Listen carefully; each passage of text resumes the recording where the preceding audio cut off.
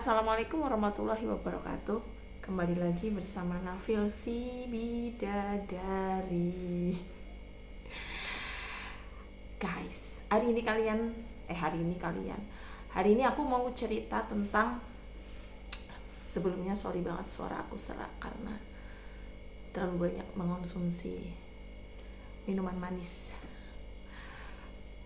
Hari ini aku mau berbagi tips dari aku, seni menghadapi orang julid. Sebelumnya aku mau cerita, aku menghadapi orang julid tuh mengalami perkembangan ya.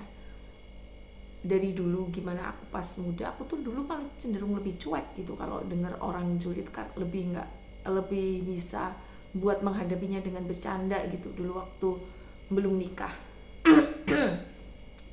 Tapi aku tuh merasa aku agak lebih sensitif setelah aku menikah dan punya anak gitu. Kayak kalau mendengar orang julid itu tuh kayak cenderung ingin marah, kayak sebel gitu. Apalagi beberapa julitan yang menurut aku sensitif ya. Sebenarnya julitan, omongan orang itu atau kita ngomong itu, kadang itu bisa jadi sensitif, bisa jadi enggak, tergantung situasi, tergantung nada bicaranya, tergantung bagaimana orang yang mendengar juga gitu. Nah setelah aku menikah, terutama setelah punya anak, aku jadi lebih sensitif menurutku karena memang, apalagi waktu punya newborn ya, waktu habis melahirkan itu aku merasa aku di titik yang sensitif banget sama omongan orang, apalagi yang komentarin anak aku itu. Kalau denger tuh, bisa nangis, marah, jadi gampang nangis deh, dikit-dikit nangis gitu.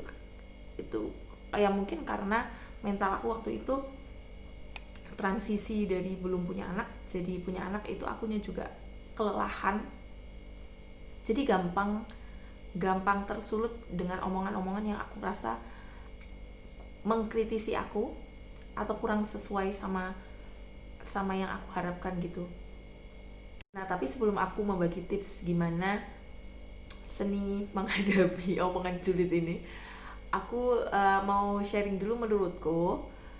Sebelumnya kita juga harus bisa membedakan mana orang yang julid dan mana orang yang memang nggak tahu buat berbahasa basi dengan yang tepat gitu kan. Ada orang juga yang memang nggak tahu, memang, mohon maaf, cara dia berkomunikasi ya seperti itu, cara dia berbahasa basi ya seperti itu, tapi niatnya nggak julid gitu. Misalnya ada orang yang nanya, eh, anaknya berapa gitu. Aku pernah ditanya gitu sama salah satu tetangga gitu. Aku setelah pindah rumah, salah satu tetangga tuh nanya kayak, anaknya berapa, aku bilang oh satu, nggak pengen nambah. Oh belum, aku bilang gitu, belum mungkin nanti kalau anaknya sudah lebih besar atau nanti ketika aku sudah siap. Aku juga jawabnya yang nggak terlalu prinsipal ya, yang biasa-biasa aja. Itu tuh ya niatnya memang basa-basi, membangun komunikasi gitu. Aku nggak merasa tersindir atau apapun ya, nggak merasa dijulitin. Tapi ada juga yang tonnya tuh julid gitu. Oh anak udah gede segitu loh nggak dikasih adik, misalnya kayak gitu. Mbok ya nambah, masa anak cuma satu, nanti dia gimana besarnya, belum nanya apa-apa, belum mempertanyakan sudut pandang kita. Dia tuh biasanya kalau julid tuh udah pengen didengar lebih dulu masukannya, menurutku seperti itu. Tapi tergantung lagi, kadang itu juga bisa nggak jadi julid kalau moodnya aku dengernya lagi baik gitu. Kalau aku juga masih bisa nanggepinnya dengan bercanda.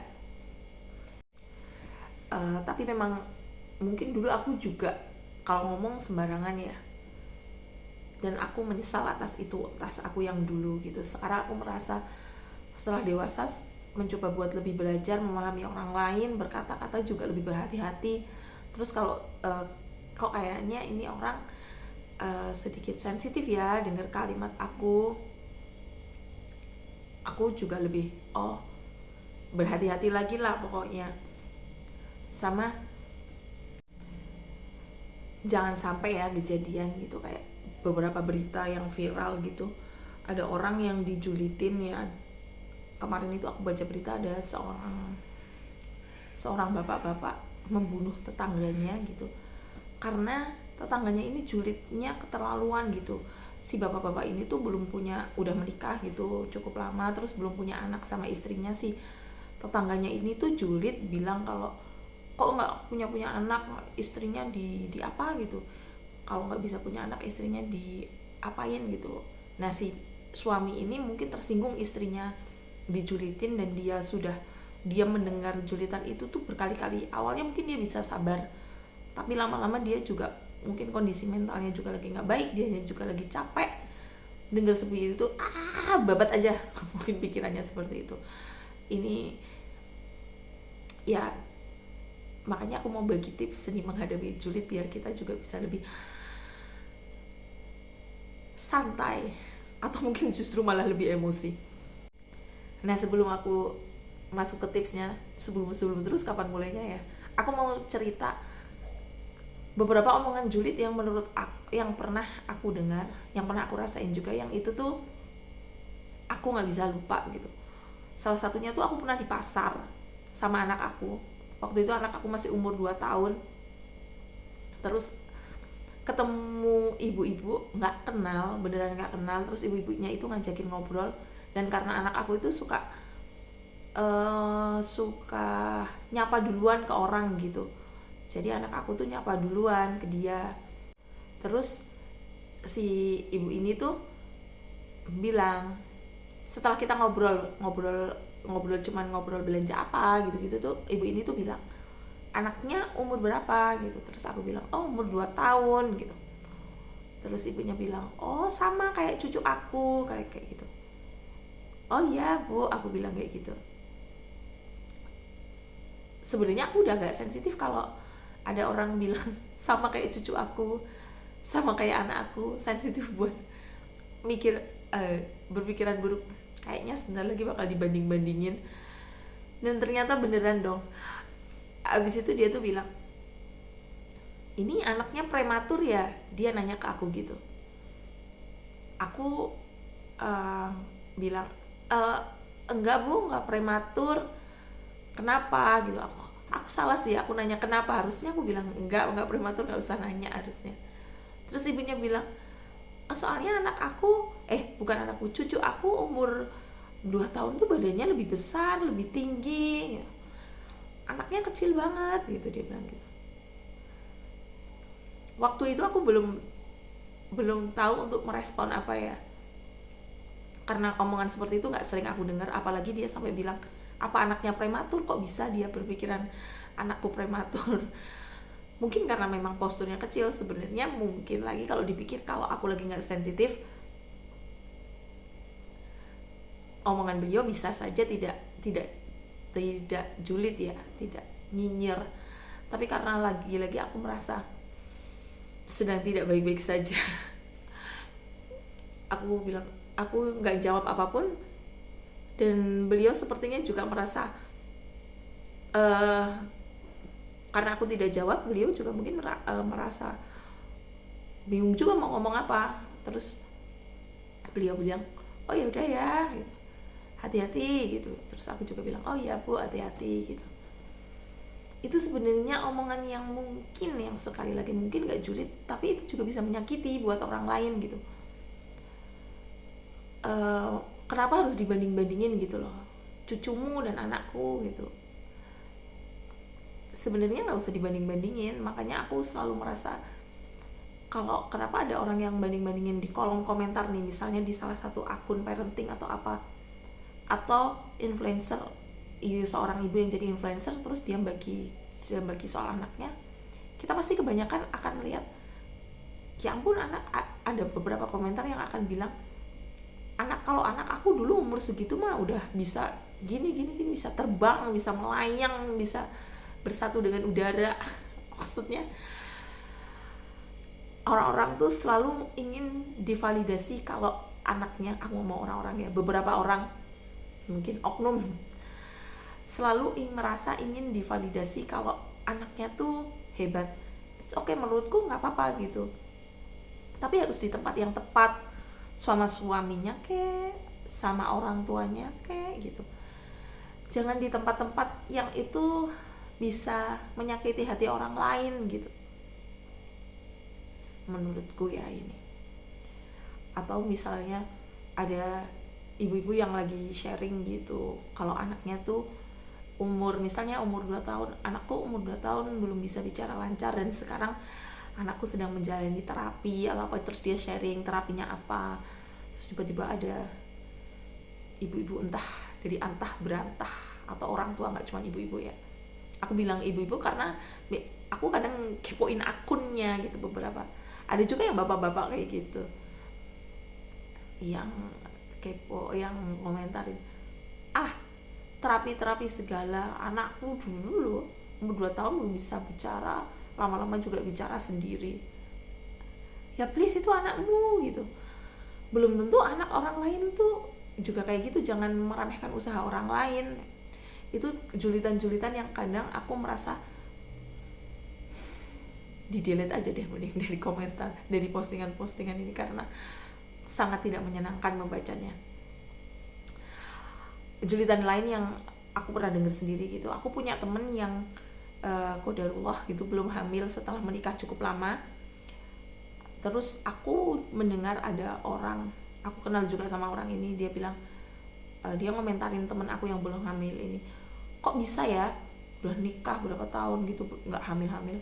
Aku dulu nikah berapa minggu langsung hamil. Aku langsung ya gitu kan, nggak semuanya tuh, nggak semua orang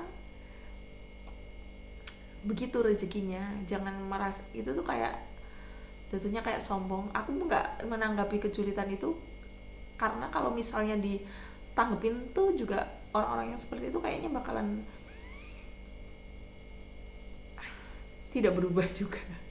Sebenarnya salah sih, harusnya aku menjelaskannya, karena orang rezeki orang beda-beda. Tapi waktu itu aku memilih buat diem karena aku shock sih, kenapa dia bisa berpikiran seperti itu gitu. Nah, sekarang kita masuk ke tips menghadapi omongan julid. Yang pertama, tips yang aku saranin banget, ini tips yang paling halus. Tips yang paling halus, yang sebenarnya kayaknya harusnya sih, ketika kita baik-baik saja, ketika hati kita baik-baik saja, mungkin kita bisa melakukannya gitu, yaitu dengan cara meminta doa. Apapun julitannya, kita meminta doa. Kayak misalnya dijulitin, kamu kok belum nikah sih, umur 30 tahun belum nikah, ya doain aja ya Pak, doain aja ya Bu, biar ketemu jodohnya. Kamu kok nikah lama-lama gak punya anak, ya doain aja. Terus salah satu giliran yang pernah aku bilang, kamu tuh kok sekarang nyaman aja jadi ibu rumah tangga, kerja kek, ya doain aja biar dapat kerjaan, biar rezekinya dimudahkan gitu. Menurutku ini efektif, karena biasanya ketika dijawab ya doain aja gitu, orang tuh akan lebih melunak gitu. Cuma untuk di tahap berkata doain aja setelah mendengar kata-kata yang tidak menyenangkan bagi kita, itu yang gampang juga. Doain aja, kamu umur segini kok hidupnya masih gini-gini aja, belum punya rumah, belum punya mobil. Ada nggak julitan kayak gitu? Kalian pernah dengar julitan kayak gitu nggak? Aku pernah. Ada gitu orang yang berpikir, yang bisa menyampaikan kalimat-kalimat seperti itu tuh ada gitu. Ya doain aja gitu, kalau nggak ya diam dengan astagfirullahaladzim. Beristighfar mungkin salah satu hal yang sangat tepat ya, yaitu cara yang paling halus itu doain aja gitu. Nih cara yang kedua itu dijawab julid juga. Misalnya nih ada yang nanya, kok kamu biasanya tuh entah kenapa ya, menurutku nggak semua orang, entah kenapa kalau mbah-mbah itu suka bandingin anak itu ke cucunya gitu. Ya ampun, itu anak kok marahnya sampai kayak gitu. Kalau cucuku tuh nggak pernah marah, cucuku tuh baik. Pernah nggak denger kayak gitu? Aku pernah. Nah yang kayak gini tuh kalau misalnya ada juga seni untuk menjawabnya dengan sama-sama julid. Ya ampun, cucunya nggak marah ya, nggak pernah marah. Mungkin karena cucunya takut buat marah, terlalu sering dimarahin, jadi dia nggak bisa meluapkan emosi. Itu juga salah satu pertanda dia tidak tumbuh kembang dengan baik loh kalau nggak pernah marah. Anak-anak itu ya wajarnya marah, tantrum. Kalau dia nggak pernah marah, itu kemungkinan dia mengalami perkembangan emosi yang tidak tepat. Itu salah satu tips untuk menjawab julitan dengan julid juga. Atau misalnya, kamu kok umur segini nggak nikah, kamu kok umur segini nggak punya anak, jawab aja, kamu kok umur segini nggak mati sih, hidup aja, hidup. Julid pula cenderung akan berantem sih. Tapi kan Tuhan menciptakan dua tangan untuk berkelahi. Kata-kata meme ya kayak gitu. Ini jawab dengan julitan ini sebenarnya kurang tepat karena bisa berujung berantem juga. Tapi mungkin kalau kita jawabnya dengan julid tapi halus, orang akan, oh mungkin cucunya nggak pernah marah karena dia tidak pernah diizinkan untuk meluapkan emosinya. Dia belum diajari buat dia mungkin belum di fase itu.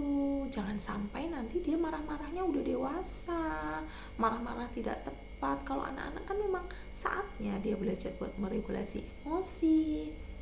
Ada loh yang anak kecil nggak pernah marah, terus pas dewasa ternyata dia sukanya tantrum di umur-umur yang tidak tepat. Itu julid dengan bahasa yang halus, intonasi yang halus. Terus tips yang ketiga itu tuh budek. Apa yang budek tuh? Nuli pura-pura nggak dengar gitu. Misalnya ada orang yang ngomong gini, hei Anda, tahun 2024 kok fashionnya gitu-gitu aja. Apa? Tahun 2024 kok masih tidak bahagia. Julitan apa lagi sih, aku juga bingung. Apapun itu julitannya, misalnya ya pura-pura aja nggak denger, diam aja gitu, sampai nggak usah apa gitu, diam aja, anggap omongan itu nggak ada, diam aja, nggak usah dikasih ekspresi apapun.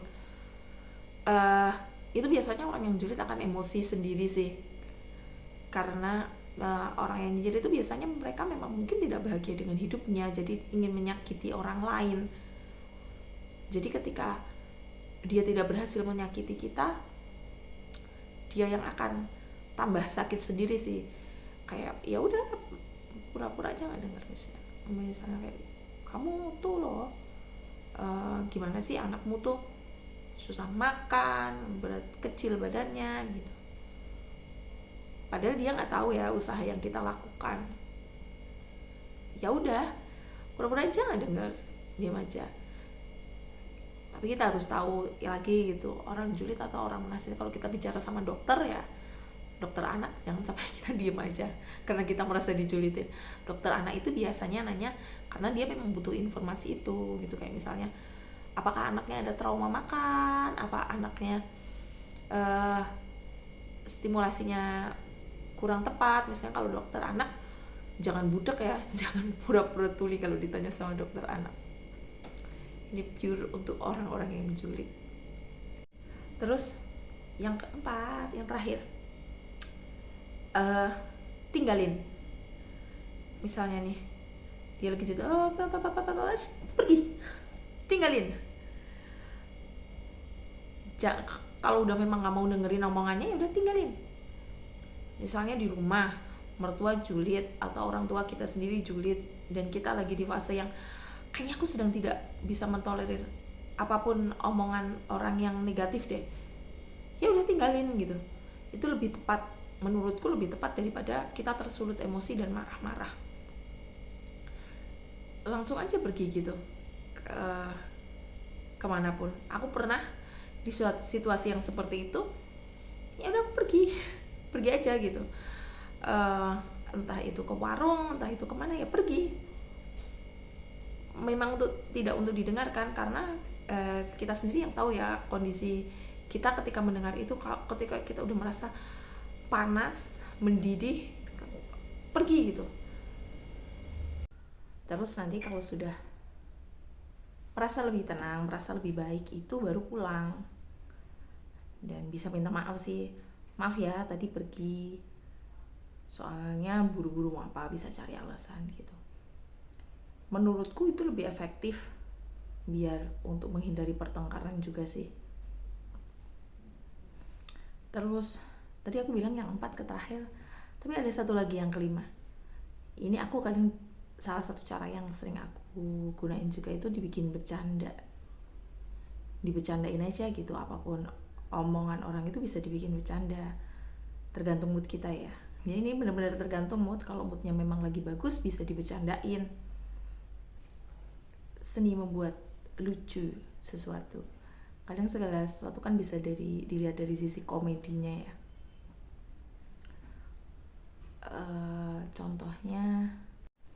Misalnya contohnya kayak anakmu umur 4 tahun kok belum bisa baca, anakku umur 4 tahun udah bisa baca, udah lancar gitu, misalnya dibanding-bandingin kayak gitu. Kamu bilang aja, kamu bisa bercanda ini tuh loh, tapi anakmu umur 4 tahun nggak bisa toh koprol 10 kali, anakku lu bisa.